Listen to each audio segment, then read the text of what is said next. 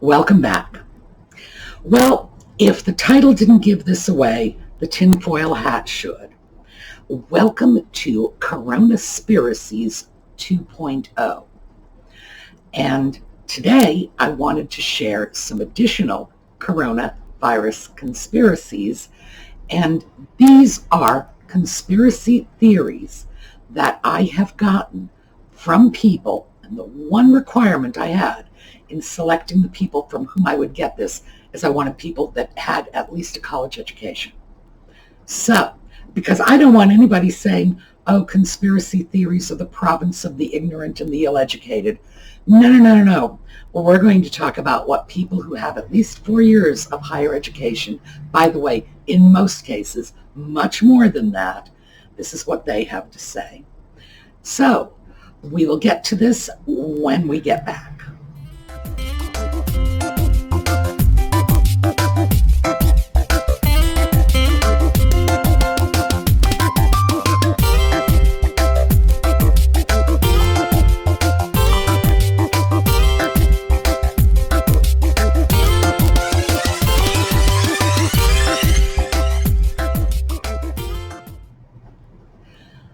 All right.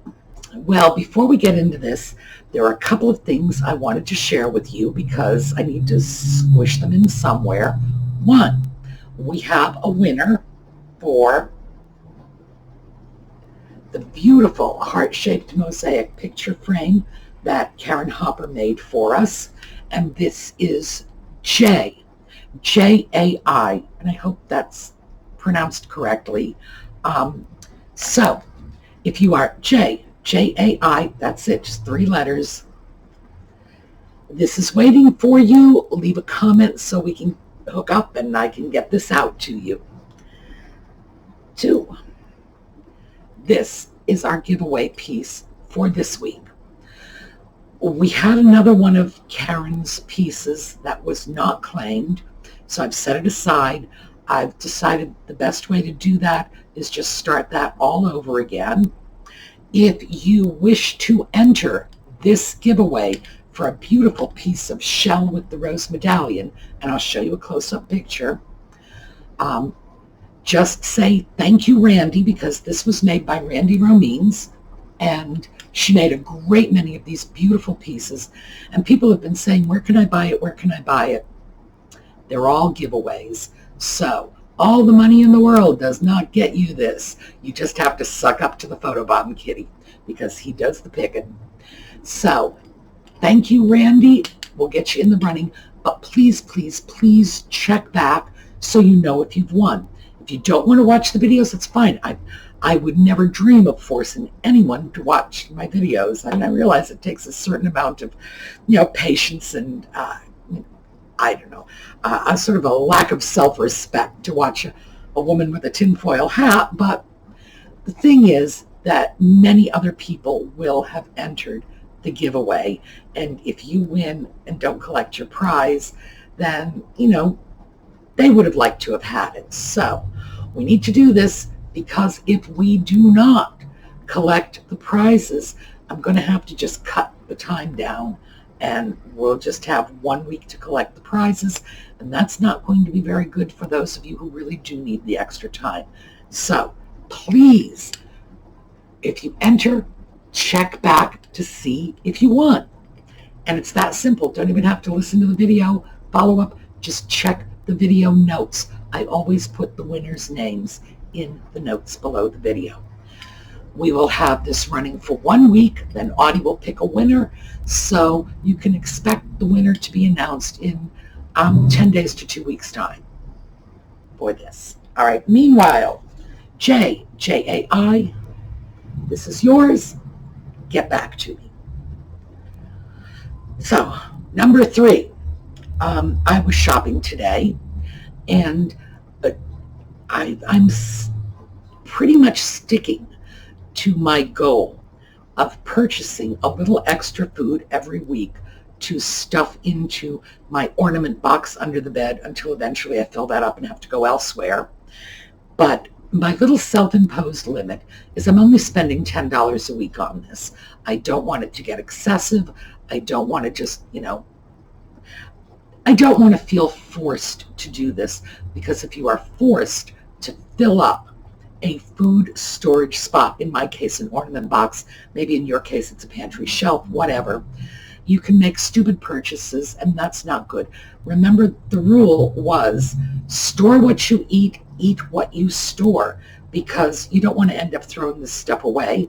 You need to circulate it into your ordinary food consumption so that the food continues to remain fresh as you replace it.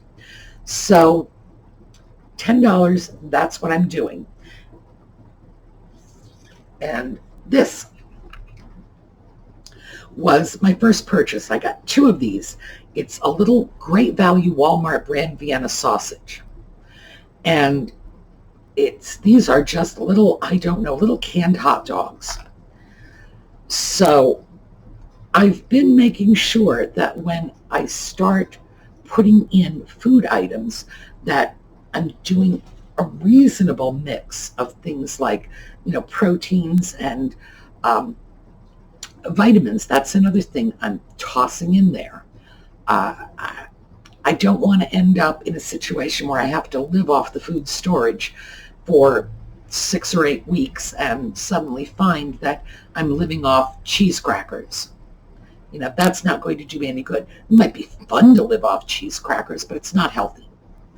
So when I saw this, I was reminded of one of my mother's easy recipes. All of my mother's recipes are easy, by the way, because the woman could not cook.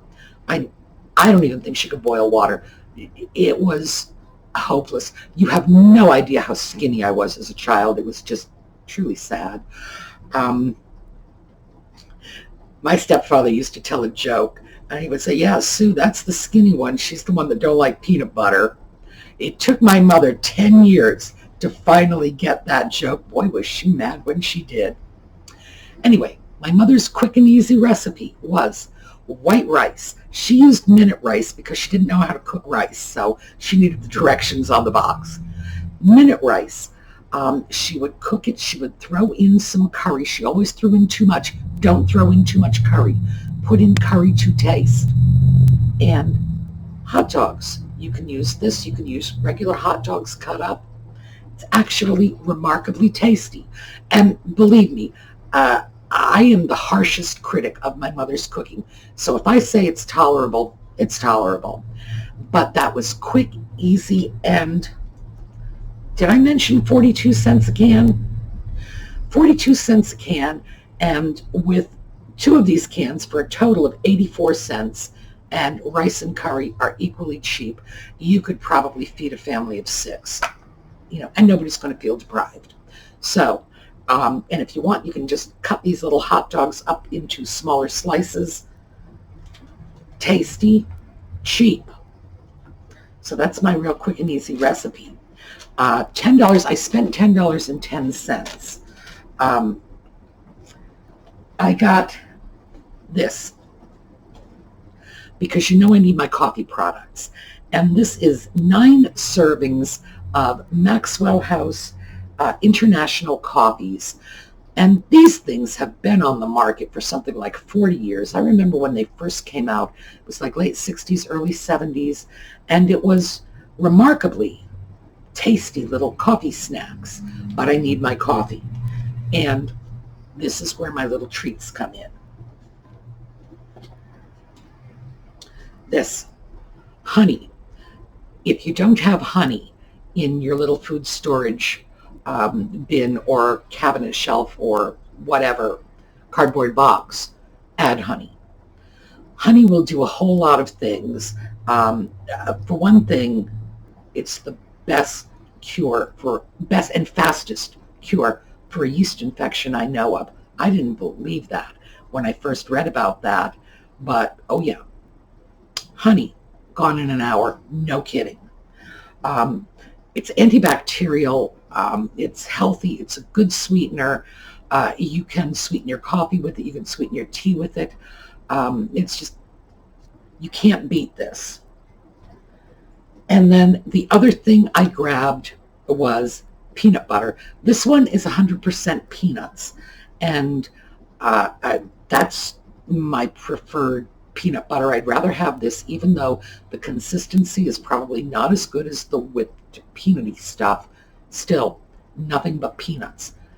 All peanuts all day long. And that was my $10.10 that is going in this week. Oh, and I should apologize because under my tinfoil hat, my hair is very scruffy looking. It's pouring rain out, and I just came in from outdoors, so I'm still a little drippy. But this is one of the wettest springs we have had in a while. Conspiracy theories, anyone? All right, let's get into the main attraction. All of these conspiracy theories came from well-educated professional people. So anybody who's going to say this is the province of the nitwits and the morons and, tinfoil hat crew or the old ladies with the shopping carts full of tin cans, not quite. Big Pharma. I've heard this from two people saying they really believed, one said that he believed that the whole COVID-19 outbreak was nowhere near as serious, but Big Pharma was pumping loads of money into perpetuating the crisis mentality, and they were doing this in order to increase funding for research, which of course they're Big Pharma, they get that money, and testing and vaccines, and they stand to make a bundle off this.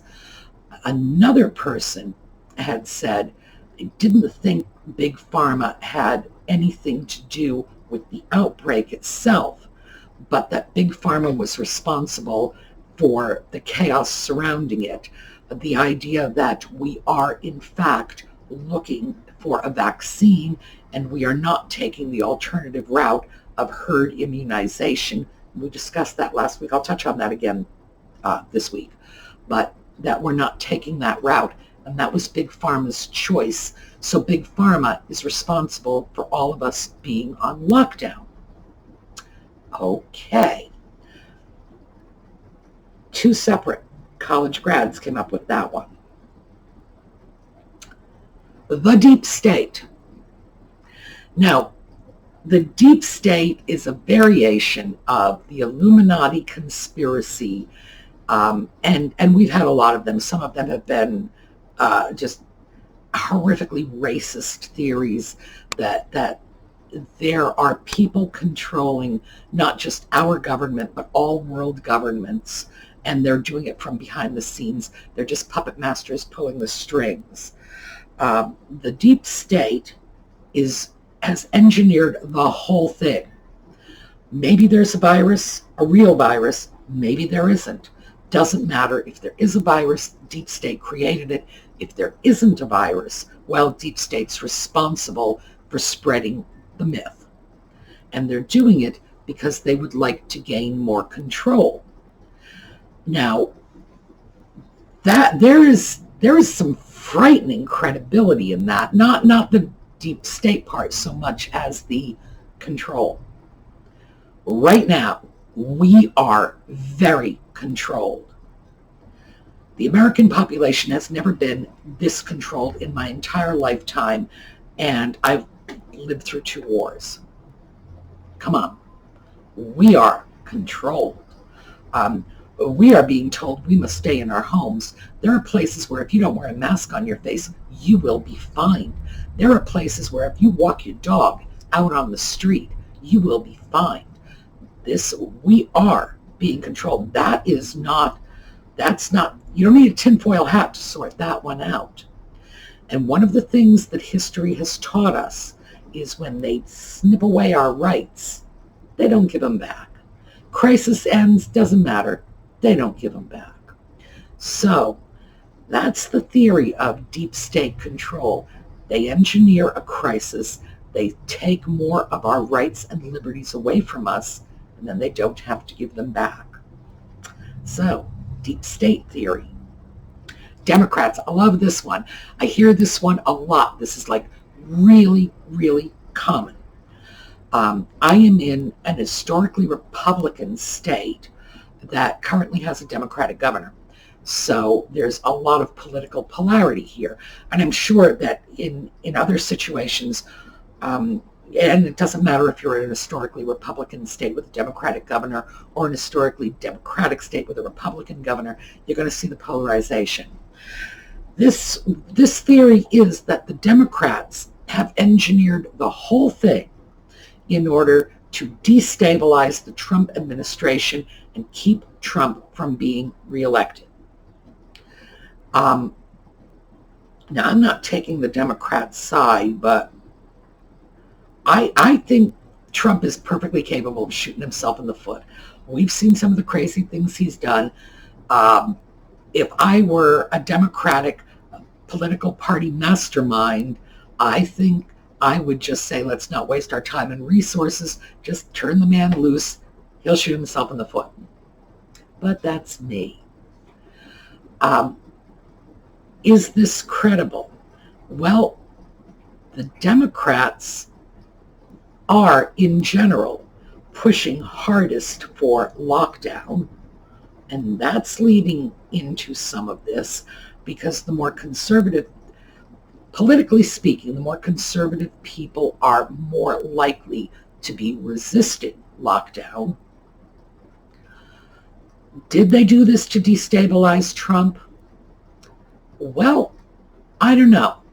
I personally don't believe it, but hey, if they did, and they put a Democrat in the White House in the election as a result of all these machinations, that Democrat is going to be faced with such chaos that he or she is just going to be struggling daily to keep their head above water, because we are looking down the barrel of extreme economic crisis because of having our country shut down for this long.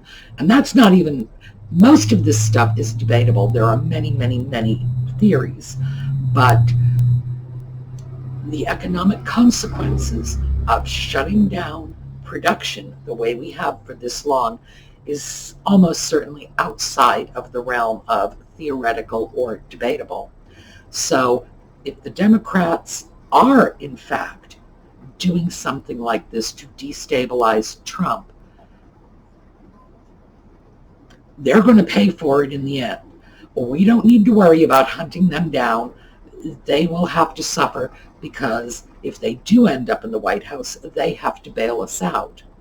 And I would further suggest that the foolishness of this is usually when times are bad economically.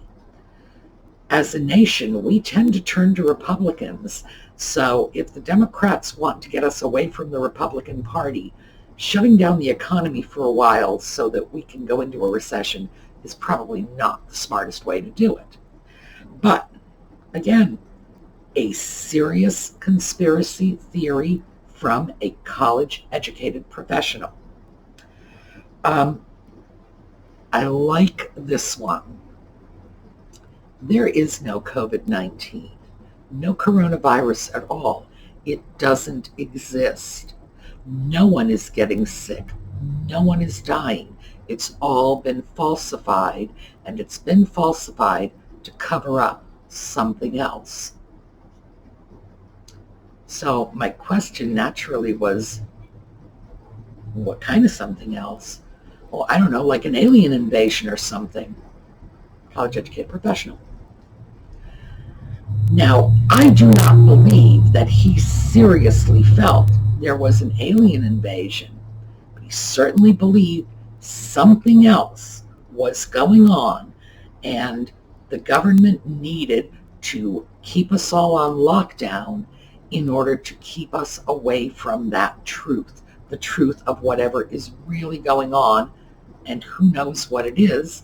But obviously, if he was willing to throw out something like alien invasion, then he must think it's very serious. Wow. Okay. So, is that likely? Probably not.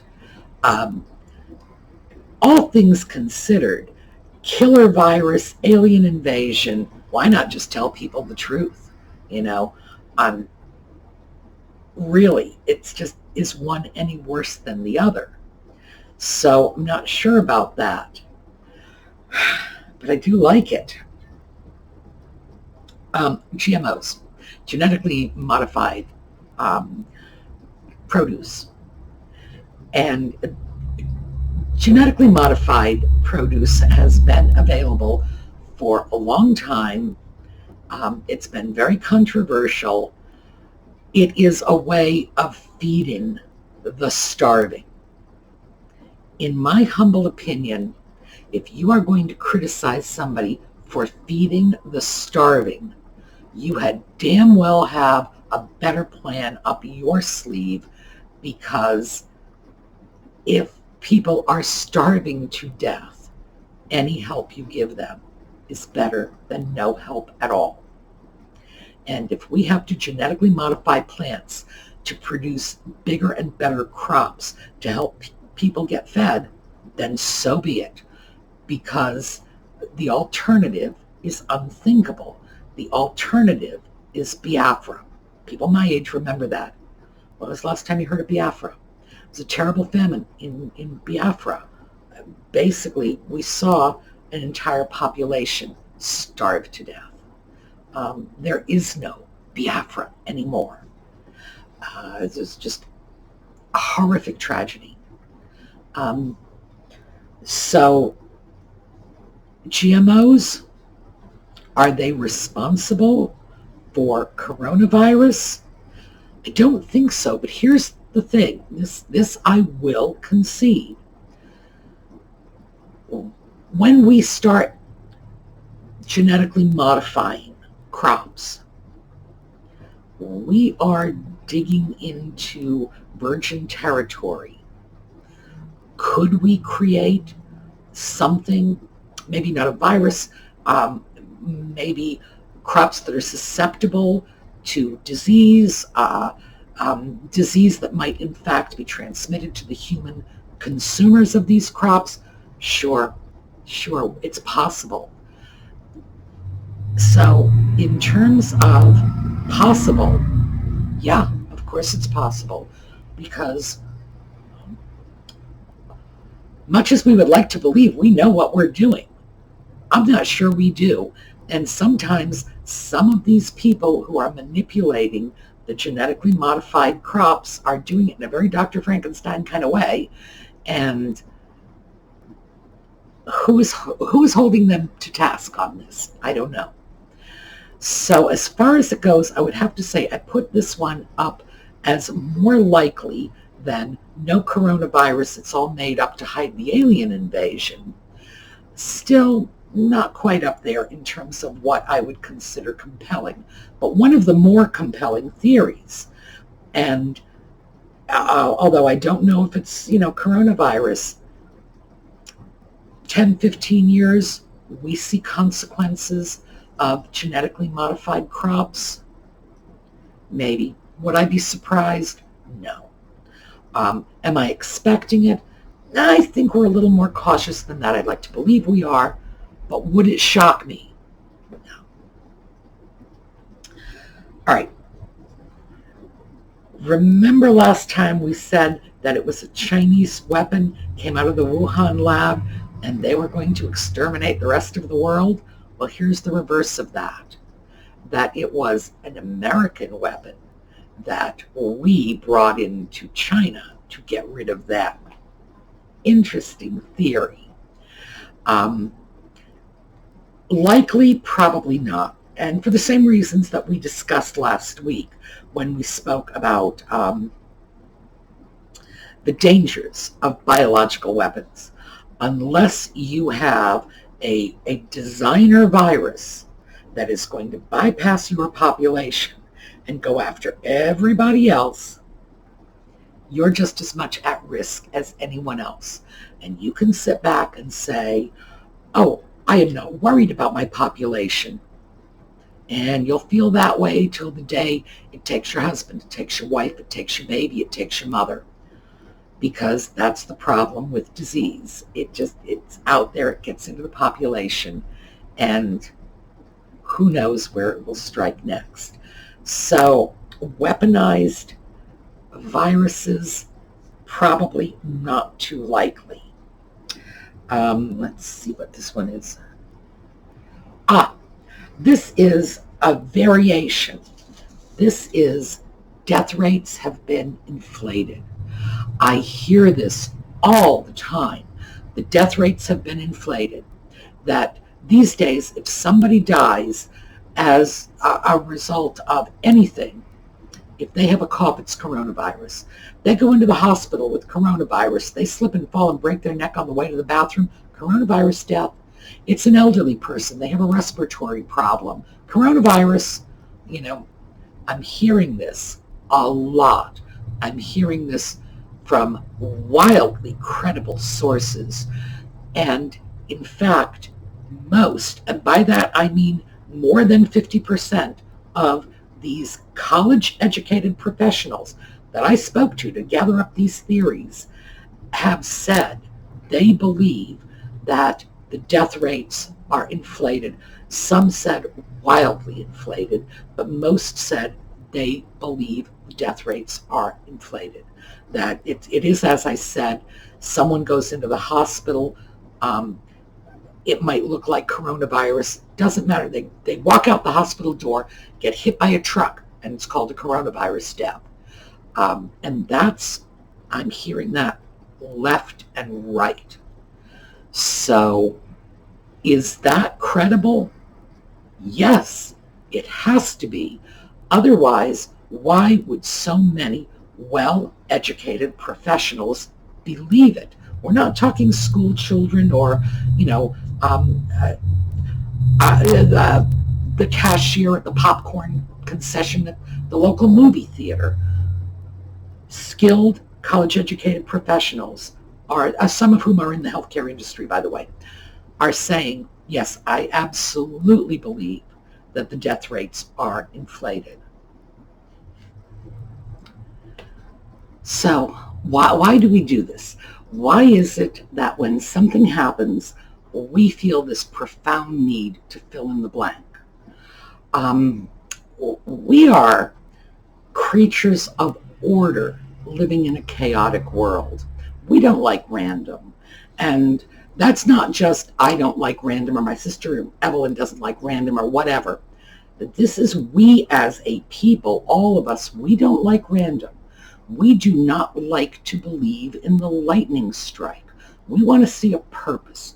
If something bad happens, we'd like to know there was a reason for it.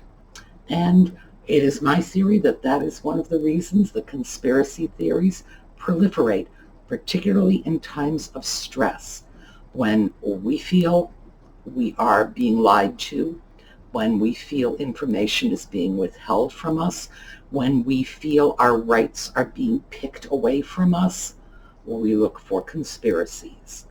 The conspiracy theories I just gave you, as I say again and again, college-educated professionals.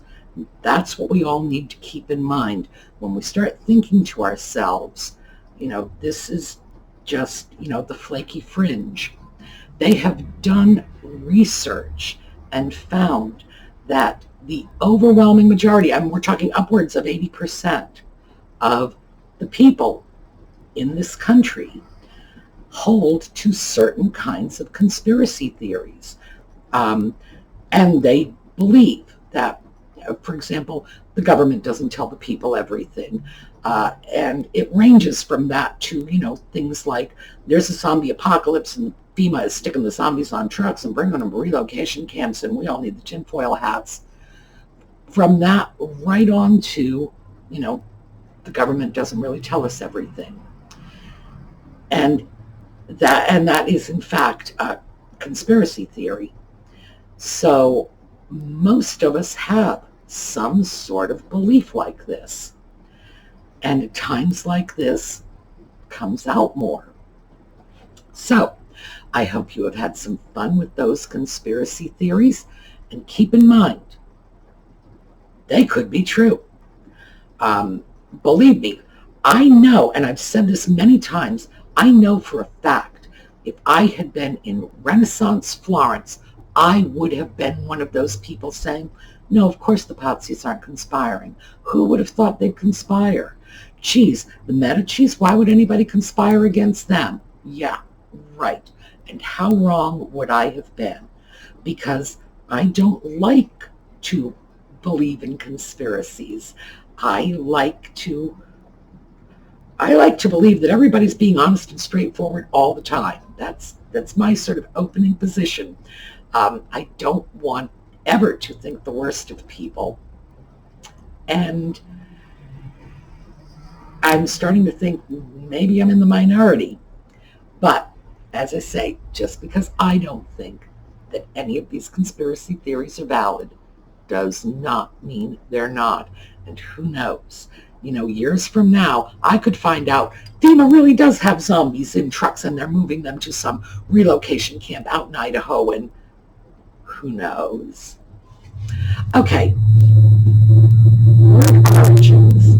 And let's go over to some light fare. I thought today we would look at some flower names. Dahlia. Dahlia takes its name from an 18th century Swedish botanist named Dahl. The flower is a native of Mexico and Central America and was first introduced in Britain in 1789 by the Marchioness of Bute, who brought some of the plants from Spain. Daisy. In old England, the poet Chaucer said, this isn't very old, by the way, Chaucer spoke early modern English. The daisy, or Ellis, the daisy, or Ellis, the eye of day, and with its sunburst center and its radiant petals, it is no wonder that it was called the eye of day. Dandelion, pronounce the French phrase dentelion fast enough. Dentelion means lion's teeth, and it will turn into dandelion, but you will really be saying the tooth of the lion. The plant was so named because of the tooth-like leaves. Edelweiss, do we all remember that from The Sound of Music? A small flower of the high Alps and the favorite motif of Swiss designs. The name is German, edel, noble, and weiss, white or pure. Foxglove. This European perennial, with its white and purple flowers, received its name because of the tubular blossoms look like the empty fingers of a glove, although no one knows why the fox was added to it.